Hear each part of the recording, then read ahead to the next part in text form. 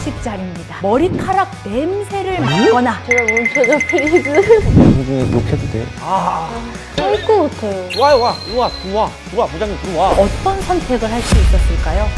저도 그럼 신고할래요. 별표 한 3개 체크를 해내야겠네요.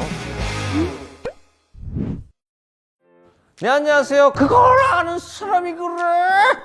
꼰대 개그의 대가 개그맨 박영진입니다. 안녕하세요. 골대녀 월드클래스 모델 겸 방송인 카란입니다. 아, 카라인 씨 반갑습니다. 네, 반갑습니다. 네덜란드 분이라고 들었습니다. 네, 아니, 맞아요. 오늘 뭐 어떤 영상이길래 이게 뭐 글로벌로 가는 거예요? 아, 글쎄요. 직장과 관련이 있다고 들었는데요. 아, 그럼 이제 세계 어느 사람이라도 직장과 관련 있으면 이 영상을 봐야 된다. 네. 그럼 우리 이러지 말고 빨리 강사님 한번 불러볼까요?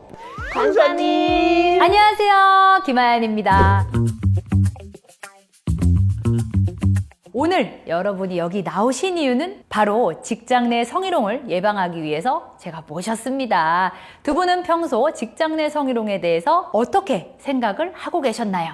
사실 근데 직장 내란 단어는 저한테는 조금 생소한 단어긴 하지만 이 성희롱이라는 단어는 매스컴에서 좀 어렵지 않게 접할 수 있었거든요. 저는 직장 다닌 적이 없어서 경험해본 적이 없지만 한국 온 지 한 2년 반 정도 돼서 한국 친구도 많거든요. 그래서 한국 친구들이랑 얘기할 때 립스틱 오늘 왜 이렇게 빨개요? 립스틱 바꿨어요? 좀 섹시하네? 그런 거 되게 많이 들어서 아 진짜 소름 끼쳤어요.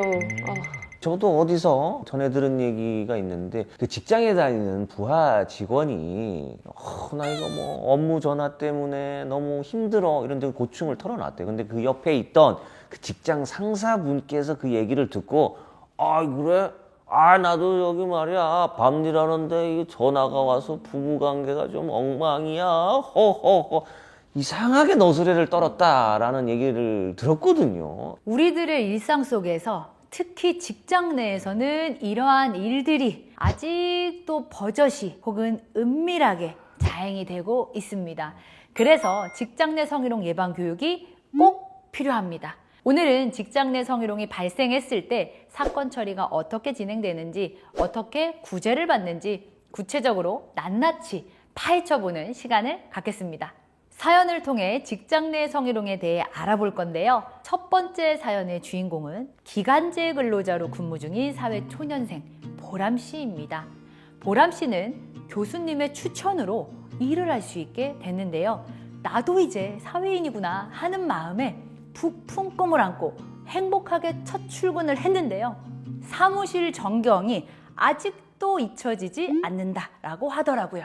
왜 그랬을까요? 새로 온다고 파티라도 해줬나? 오, 그러면 조금 기분 좋은 일이긴 한데 그냥 마냥 좋은 일만은 아닌 것 같아요. 뭔가 좀 불안함이 좀 느껴집니다. 보람 씨 빼고는 다 남성이었던 거예요. 저 같아도 놀랐을 것 같아요. 남자가 많다고 해서 뭐 다 그렇진 않겠지만 조금 뭔가 불안한 상황이 벌어질 것 같아요. 조금 이제 불안불안하죠. 네. 보람 씨는 위축이 됐지만 업무에 자신도 있었고 꿈꿔왔던 직장 생활이라 불안한 마음을 다독이면서 일을 시작했어요. 사수인 동훈 대리님께서도 일을 잘 가르쳐 주셨고요. 또래여서 그런지 말이 아주 잘 통했고 편안하게 대해주신 덕분에 회사 생활도 생각보다 빨리 적응을 했대요. 잘 지내서 다행이네요. 주변에 이렇게 동훈 대리님 같은 분들이 많이 계시면 좀 편하게 일할 수 있겠네요. 그래서 그런지 이제 보람 씨는 대리님과 많이 친해졌겠죠. 그러던 어느 날 회사에서 보람 씨가 대리님을 편하게 대하는 모습을 부장님이 보신 거예요. 아, 불안하다. 보람 씨에게 오셔서는 둘이 왜 이렇게 친해? 사귀는 거 아니야? 어디까지 갔어? 오빠라고 불러도 되는 거야? 나도 오빠라고 소리 듣고 싶은데? 이렇게 얘기를 했다라고 합니다. 아니, 방금 제가 잘못 들은 게 오빠, 아니 뭐 아빠라고 부르라고 해도 안 되겠지만 오빠는 조금, 이제 너무 불쾌했을 것 같아요. 보람 씨는 그래서 순간 잘못 들은 줄 알았던 거죠. 왜냐면 부장님과 보람 씨 아버지의 나이 차이가 그렇게 많이 나지는 않았거든요. 그 말을 듣고 보람 씨는 하루 종일 기분이 좋지를 않았다라고 합니다. 자, 그런데 여기서 끝났을까요? 그랬으면 좋겠는데 아닐 것 같아요. 지금 또 이 전개상 뭔가 또 충격적인 게 나올 것 같아요, 지금. 회식 자리입니다. 다들 술 한 잔씩들을 걸치면서 분위기가 쫙 물어익었을 때쯤 갑자기 부장님이 보람 씨를 찾으시고는 할 말이 있다면서 내 옆에 좀 앉아봐 라고 자꾸 부르시는 거예요. 보람 씨는 못 들은 척하면서 안 가려고 시간을 끌었는데도 계속 오라고 고집을 부리신 거죠. 아니 뭐왜 그런 거야 정말. 아이 참. 아, 정말 너무 싫어요. 가기 싫지만 자꾸 옆에서 눈치도 주고 그래서 어쩔 수 없이 옆에 자리를 앉게 됩니다. 진짜 안 돼. 아, 그 회식 자리면 다른 사람들 좀 많이 있었을 텐데 좀 주변에서 좀 적극적으로 좀 알렸으면 어땠을까 이런 좀 생각을 해봅니다. 억지로 앉았잖아요. 네. 부장님께 무슨 할 말이 있으시냐고 물었어요. 그랬더니 보람 씨의 귀에 귓속말로 계속 일하고 싶지 윗사람한테 잘 보여야 순탄한 거야. 아니 이게 뭐 하는 거야 이게. 직장 내 지위를 이용해가지고 이게 협박하는 거 아니에요 이거? 아우. 아 진짜 너무 싫어. 아, 어떻게 해야 하나 고민하고 있던 보람 씨에게 부장님이 갑자기 이번에는 자신의 등이 보이는 자세로 고쳐 앉으시더니 손맛이 어떤지 보고 싶은데 자혁이 안마 좀 해봐. 보람 씨가 얼어서 아무 말도 못하고 있었더니 안 해? 그럼 내가 해주지 뭐 라고 하면서 보람 씨의 팔과 어깨를 주물렀다고 하더라고요. 아니 손대면 어떻게 해요 그걸. 아니 여기 어떤 부장입니까? 와요 일로 들어와 부장님 들어와. 아 진짜 너무 끔찍한 것 같아요. 아, 당장 도망쳐야 할 것 같은데. 보람 씨는 너무 수치스럽고 화도 많이 났대요. 그러니까 무슨 정신으로 그곳을 빠져나왔는지도 모르겠다고 하더라고요. 그러니까 이후 보람 씨는요, 주말 동안 어떻게 해야 하나 많은 고민을 했다라고 합니다. 그러다 월요일이 돼서 출근을 했는데 당연히 부장님을 마주치고 싶지 않았겠죠. 예. 아, 이게 양심이 있으면 부장님도 보람 씨 앞에 나타나면 안 되지요. 부끄러워서라도. 그쵸. 마주치지를 않기를 간절히 바랬는데 부장님께서 보람 씨 자리로 오셨대요. 그리고 아무 일 없었다는 듯이 점잖게 아니 그날은 왜 그렇게 빨리 갔어? 보람 씨가 없어서 재미없었잖아. 그 말에 보람 씨의 마음이 또 한 번 무너져 내렸다라고 합니다. 사죄를 해도 시원찮을 판에 그게 무슨 막말입니까? 아, 정말 사이코 같아요. 보람 씨는 어떤 선택을 할 수 있었을까요? 지금부터 같이 알아보도록 하겠습니다. 방송 중에 욕해도 돼? 괜찮아? 저 같으면 바로 회사 그만두고 싶을 것 같은데요. 아니 근데 물론 그런 심정은 이해는 하지만 그렇다고 해서 내가 잘못한 경우도 회사를 관두고 이러면 좀 억울할 것 같거든요. 여러분들의 반응은 지극히 당연합니다.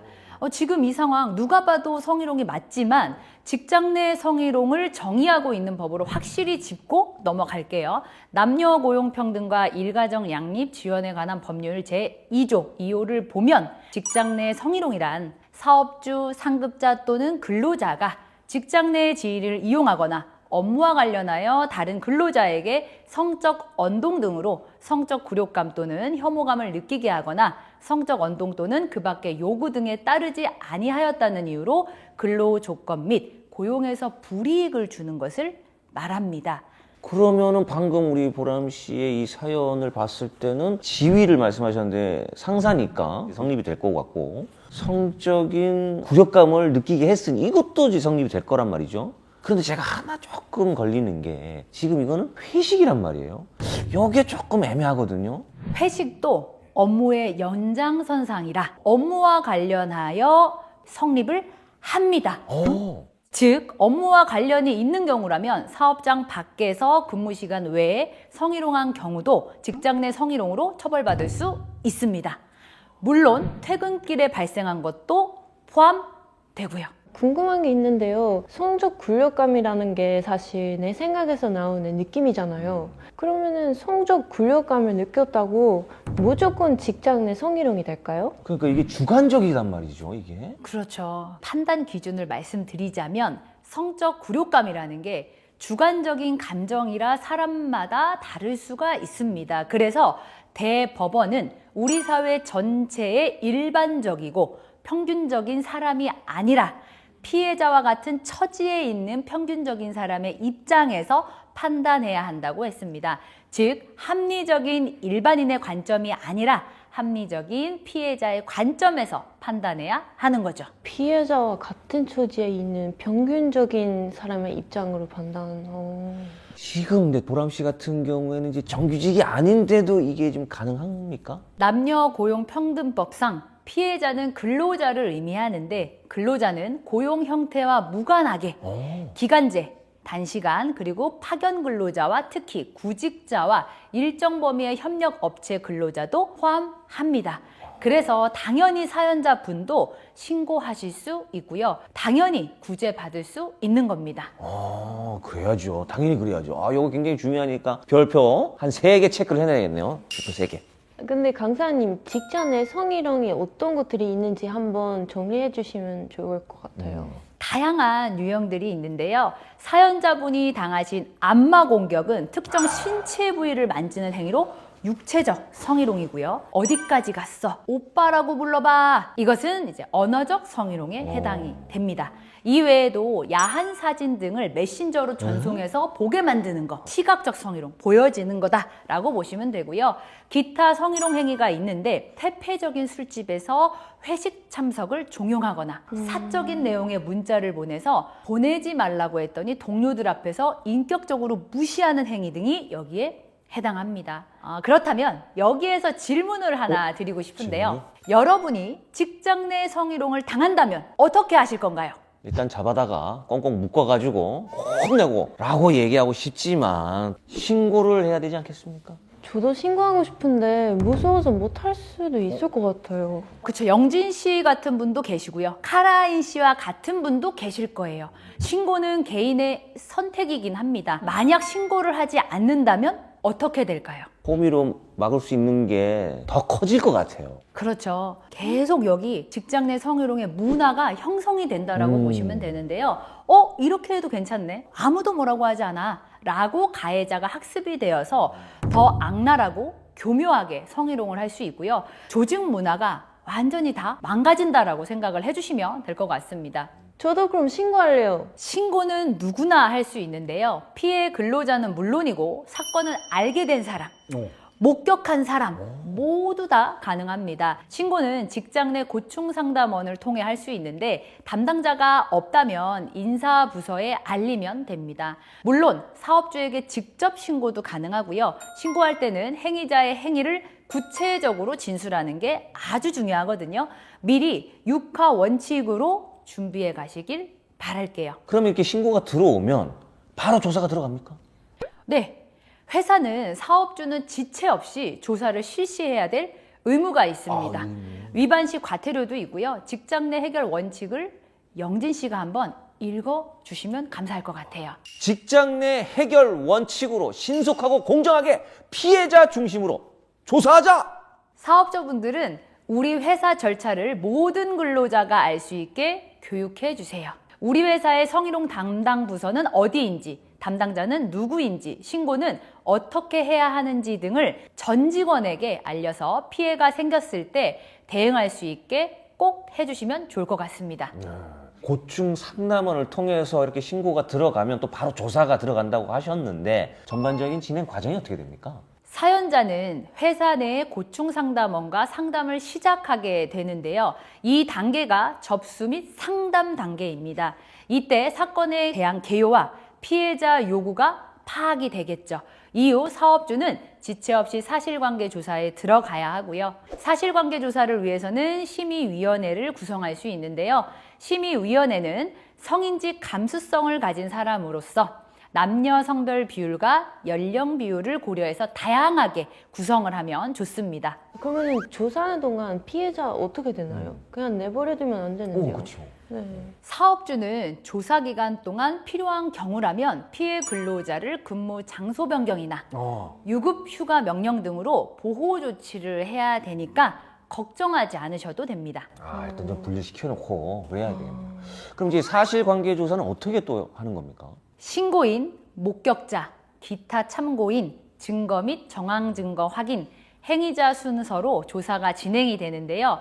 조사자는 참여한 모든 사람에게 공식 절차에 관한 모든 정보를 고지해야 되며 동시에 비밀을 누설해서는 안 된다는 것도 서약서로 확답을 받아야 합니다. 위반 시에는 과태료가 부과될 수도 있다는 점을 알려주셔야 되고요. 조사자는 조사 과정에서 피해자의 신뢰를 형성하는 것이 무엇보다 중요한데요. 신뢰 형성을 위해서 회사에서 할 수 있는 최대한의 노력을 다하고 있음을 보여줄 필요가 있겠습니다.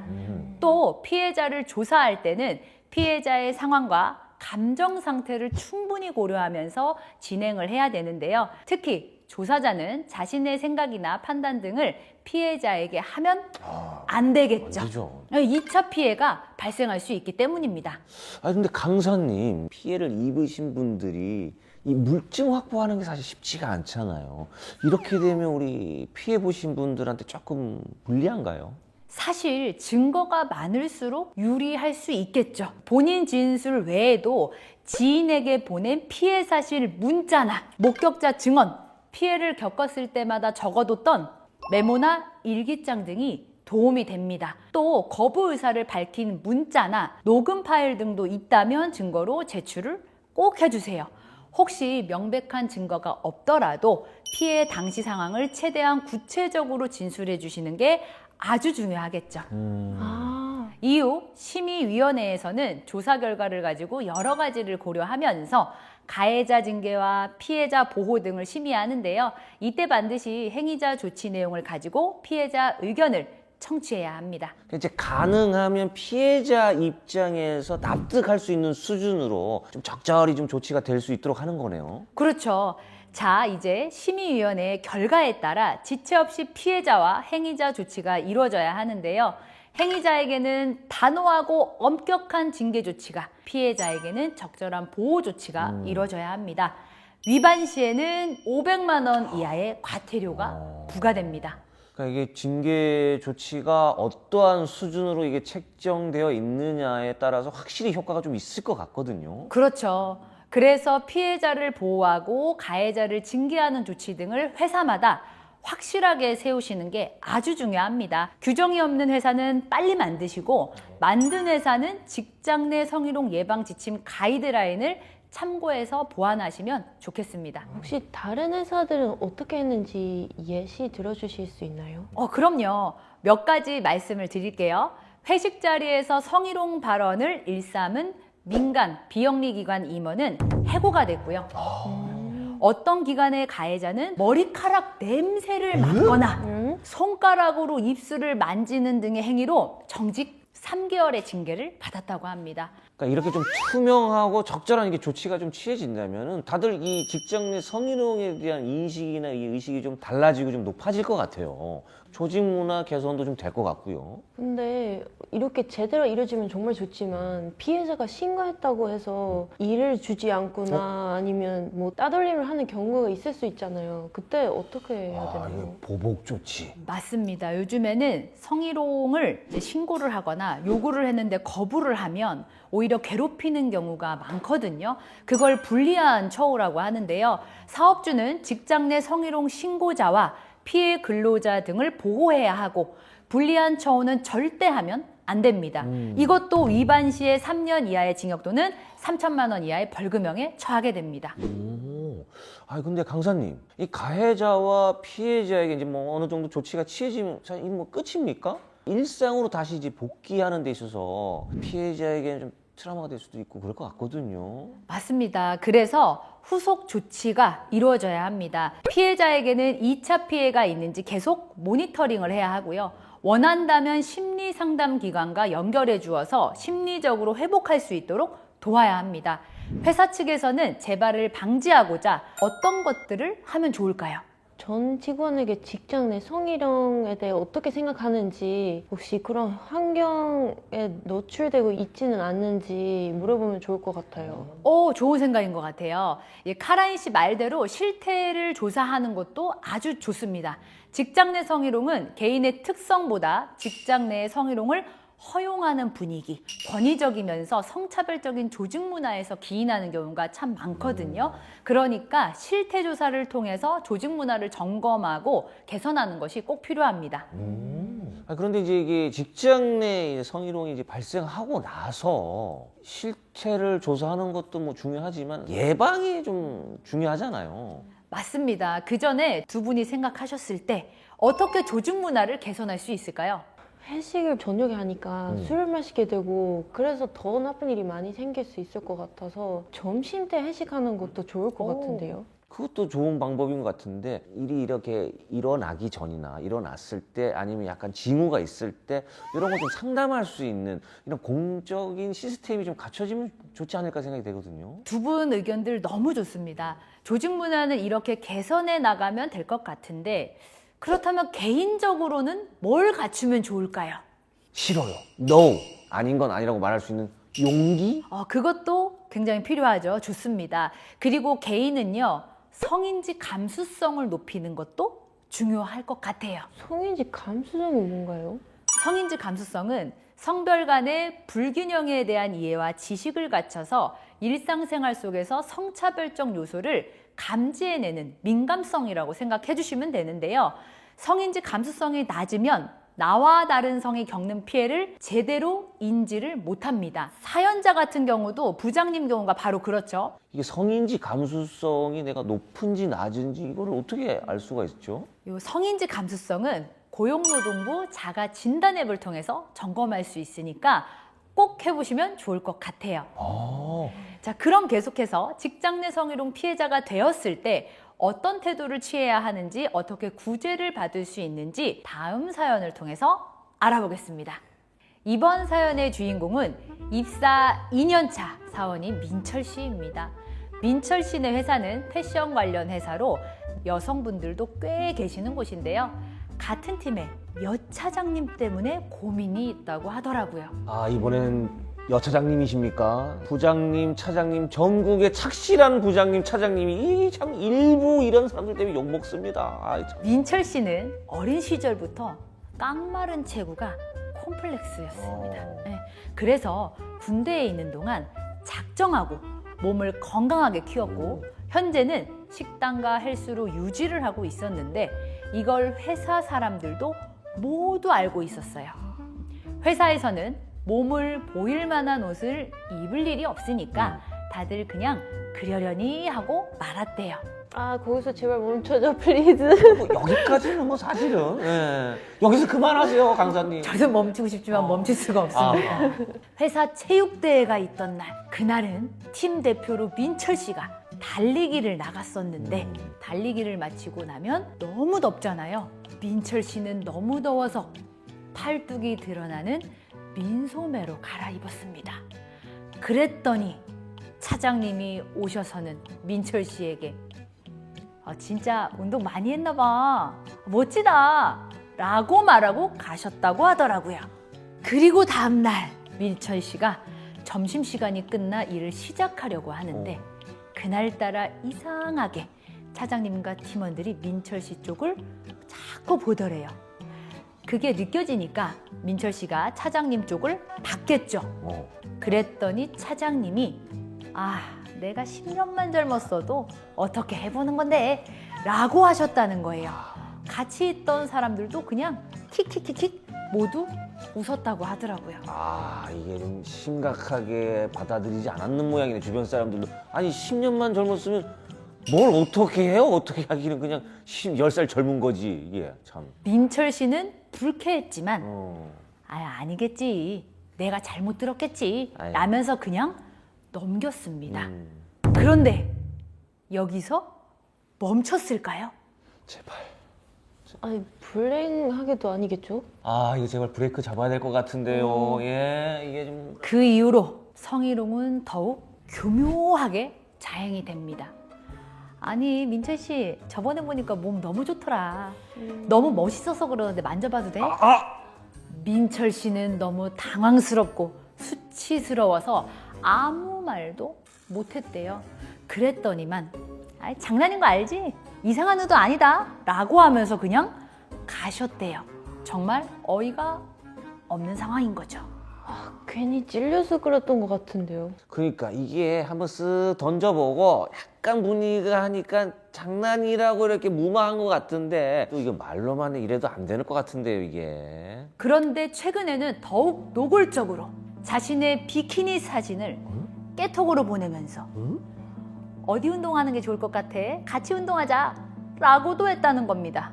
그걸 왜 보내요? 정말 이해할 수가 없는데요. 이 정도면은 회사의 어떤 수준까지 좀 의심해봐야 될 것 같은데요. 민철 씨는 성적 굴욕감이 들었지만 직장 상사잖아요.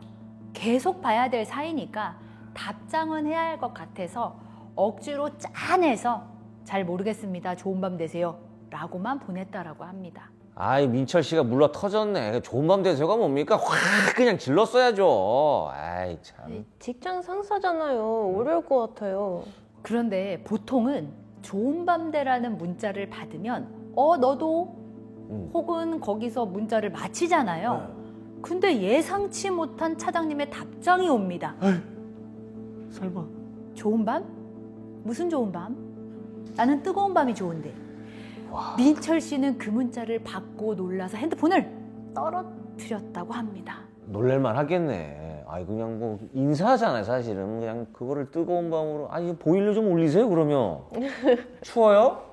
핸드폰 안 던진 게 다행이네, 정말. 민철 씨는 퇴사를 해야 하나 고민이 된다고 합니다. 여러분은 고민이 생기면 누구한테 털어놓으시나요? 저 친구들에게 하죠. 제 친구. 편이잖아요. 저 같은 경우는 근데 약간 조금 혼자 좀 삭히는 편이거든요. 혼자 좀 정리해서 그냥 이렇게 그래, 이러면 됐어, 이렇게 하는 편인데. 민철 씨는 다행히도 친구들에게 털어놨습니다. 어렵게 얘기를 꺼냈는데 한 친구는 야, 네 몸이 너무 좋아서 그랬나 보지. 그게 그렇게까지 기분 나쁠 일이야? 라고 하고 또 한 친구는 그러게 체육대회 때 민소매는 네가 왜 입었냐? 네가 원인 제공한 거야. 라고 하면서 민철 씨 탓으로 돌리기도 했대요. 어렵게 얘기했을 텐데 안타깝다. 이렇게 되면은 민철 씨 친구 2명 절교입니다. 예. 민철 씨는 10년지기 친구들에게까지 이런 말을 자꾸 들으니까 스스로가 내가 잘못했나? 자꾸 자책이 된다고 합니다. 본인이 예민해서 그런 건지, 그래서 퇴사하면 되는 건지 도와달라는 사연이었어요. 두 번째 사연도 끔찍해요. 이런 일이 정말 직장에서 일어난다고요? 이게 정말 더하면 더했지 또 덜하지는 않네요. 듣고 있는데 정신적으로 좀 약간 피폐해지는 것 같아요. 너무 해로울 것 같습니다. 정서적으로도. 정말 뿌리 뽑아야 될 것 같은데요. 저도 그러길 간절히 바랍니다. 두 번째 사연도 당연히 직장 내 성희롱이 성립하겠죠. 자장이라는 지위를 이용했고 회사에서 그랬고 이상한 말과 비키니 사진으로 성적 굴욕감을 들게 했으니 맞죠? 성립되네. 성립됐어요. 네. 사연자의 경우는 언어적, 시각적 성희롱에 해당이 되는데요. 굉장히 안타까운 상황이 하나 포착됐어요. 바로 자책을 하고 있다는 점입니다. 민철 씨가 사실은 피해자인데 피해자가 자책을 하고 있으니 이게 말이 됩니까, 이게? 사연자의 잘못이 절대 아니고요. 이건 전적으로 가해자의 잘못입니다. 강사님, 사연자는 퇴사도 생각하고 있는데 이러면 안 되는 거 아닌가요? 왜 피해자가 이래야 하는 거죠? 바로 사직하는 것은 바람직하지 않습니다. 직장 내 성희롱은 피해자의 권리 회복이 중요하기 때문에 이 목적에 따라 조사와 조치가 이루어져야 됩니다. 그러니 충분히 직장 내에서 방법을 알아본 후에 결정을 하셨으면 좋겠어요. 사실 근데 저 하나 또 걸리는 게 차장님이 아유 장난이야 라고 하셨잖아요. 이게 조금 걸리거든요. 그럴 의도가 아니었다고 이제 말로 하면은 이거는 또 성립이 안 되는 게 아닐까 좀 걱정이 되거든요. 여기서 중요한 건 행위자의 의도와는 무관합니다. 직장 내 성희롱 성립 요건은 피해자가 느낀 성적 굴욕감이기 때문에 행위자 의도는 상관없습니다. 직장 내 성희롱은 노동권과 인권을 침해하는 명백한 불법 행위입니다. 문제가 생겼을 때 바로바로 제기를 하셔야 됩니다. 성별이 다른 경우에 성립이 된다는 건 알겠는데 같은 성별 간에도 인정이 되나요? 동성 간 행위도 직장 내 성희롱은 당연히 인정이 됩니다. 그래요? 그러면 그 사업주가 직장 내 성희롱을 한다면 이건 또 어떻게 됩니까? 사업주는 직장 내 성희롱 금지 의무가 있는 사람입니다. 그래서 사업주는 예방 교육을 실시할 의무도 있고 교육 내용을 게시할 의무도 있는 거죠. 만약 사업주가 직장 내 성희롱을 할 경우에는 1,000만 원 이하의 과태료에 처합니다.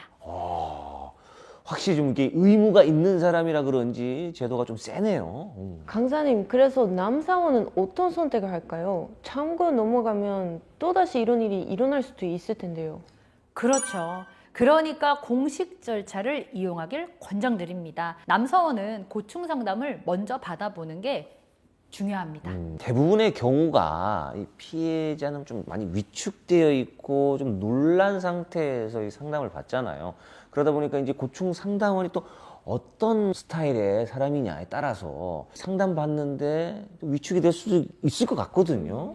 이 고충 상담원 분들은 또 어떤 분들입니까? 그러면? 고충 상담원은 성인지 감수성이 높고 직장 내 성희롱의 전문성이 있는 사람, 즉 신뢰할 수 있는 사람으로 회사에서 지정을 하는데요. 2차 피해를 막는 중요한 역할이기도 합니다. 고충 상담원은 상담을 어떤 식으로 하나요? 고충 상담원은 신고인의 얘기를 경청하고 공감하고 격려함으로써 신고인의 심리가 안정될 수 있도록 돕는데요. 이렇게 되면 신고인도 회사가 나를 도우려고 하고 있구나라고 생각이 들면서 회사를 신뢰할 수 있는 거죠. 이 신뢰를 바탕으로 신고인이 스스로 판단하여 결정할 수 있게 해야 됩니다. 근데 강사님, 지금까지 얘기 나누고 있는 게 직장 내 해결 방법인데요. 꼭 이거를 직장 내에서만 해결해야 됩니까? 직장 내 성희롱 해결은 피해자의 권리 회복과 조직 문화 개선이 목적입니다. 사내 해결은 정신적, 신체적, 경제적, 조직 문화적으로 가장 피해가 적으며 피해자와 행위자가 다시 온전하게 직장 구성원으로서 존재할 수 있게 하거든요. 그래서 직장 내에서 해결하는 게 아주 좋습니다. 근데 만약에 직장 내에서 해결되지 않을 때는 어떡하나요? 그때는 외부 기관의 도움을 꼭 요청하시면 좋을 것 같습니다. 사법적 구제와 비사법적 구제로 나눌 수가 있는데요. 먼저 비사법적 구제로는 고용노동청, 노동위원회, 국가인권위원회에서 도움을 받을 수 있습니다. 익명신고도 가능한데요. 고용노동부 노동포털에서 할 수 있거든요. 익명신고만으로도 행정지도 등이 가능하기 때문에 고용상의 불이익이 우려되는 상황이라면 꼭 익명으로 신고하시면 좋을 것 같습니다. 고용노동부 노동포털에서 익명신고, 입력 완료입니다. 좋아요. 자, 사업주가 적절한 조치를 취해야 하는데 그러지 않거나 불리한 처우를 하는 경우라면 노동위원회에 시정을 신청할 수 있습니다. 이후 노동위원회는 불리한 처우 등의 개선이나 적절한 배상으로 시정 명령을 내리게 되는데요. 만약 사업장이 확정된 시정 명령을 이행하지 않으면 무려 1억 원 이하의 과태료가 부과됩니다. 강사님, 만약에 성희롱 강도가 세서 고소하고 싶을 때는 어떻게 하나요? 부하 직원의 신체를 기습적으로 추행했다면 형법상 강제추행 제298조가 적용이 되는데요. 이러한 경우에는 경찰, 관서 등에 신고하는 것이 가능합니다. 꼭 그래야 되겠죠. 근데 정신적인 피해도 클 것 같아요. 이럴 때는 어떻게 할까요? 이럴 때는 민법 제750조에 의거하여 민사소송으로 손해배상을 청구하시면 되는데요. 법원에 소장을 제출하시면 됩니다. 또 이게 법 얘기까지 나오니까 조금은 머리가 아픈데 그래도 좀 똑똑해지는 것 같습니다. 잘 알아두겠습니다. 입력. 사법으로 처리하는 것도 방법이지만 그러면 피해자가 직장으로 돌아와 일상을 회복하는 데 시간이 좀 걸릴 수도 있겠죠. 이 지경까지 안 가게 직장 내에서 사실은 해결하는 게 가장 좋고요. 무엇보다 이런 일이 발생하지 않게 예방하는 것이 가장 중요합니다. 강사님께서 지금까지 설명을 아주 잘 해주셨는데 막상 피해자의 입장이 되면 좀 많이 막막할 것 같아요. 도움을 받을 수 있는 그런 곳이 있을까요? 직장 내 성희롱 피해에 관한 모든 과정을 도와주는 곳이 있는데요. 바로 고용노동부가 직접 수행하고 있는 고용평등 심층 상담 서비스입니다. 1551 9811로 연락하시면 누구든지 누구나 서비스를 받아볼 수 있는데요. 직장 내 성희롱 피해 상담은 물론 성희롱 발생 사업장에서 어떻게 대응해야 할지 잘 모를 때도 상담이 가능하고요. 필요한 경우 피해자가 일상에 정상 회복할 수 있도록 복귀할 수 있도록 심리 정서 치유 프로그램도 지원해 준다고 하니까 꼭 기억하셨다가 이용하시길 바랍니다. 1551-9811 많이 알려주세요. 두 분 오늘 함께 해주셨는데 어떠셨나요? 저는 직장에 다닌 적이 없어서 항상 남의 일이라고 생각했는데 오늘 예시를 들어보니까 진짜 너무 심각한 문제라고 생각하고 직장 다니는 사람만 아니고 저도 이런 일이 일어날 수도 있잖아요. 그래서 오늘 봤던 영상들 잘 보여주면 잘 예방할 수 있으면 좋겠습니다. 그리고 이 직장 내 성희롱 발생 요인이 경직된 문화와 성인지 감수성 때문이라고 말씀을 해주셨는데 저부터 집에 가는 길에 이 성인지 감수성 점검부터 받아봐야 될 것 같습니다. 오늘 좋은 말씀 감사합니다. 작은 불씨가 무서운 화마로라는 불조심 포스터가 생각이 납니다. 작다고 생각했던 일이 개인의 소중한 일상을 무너뜨리고요.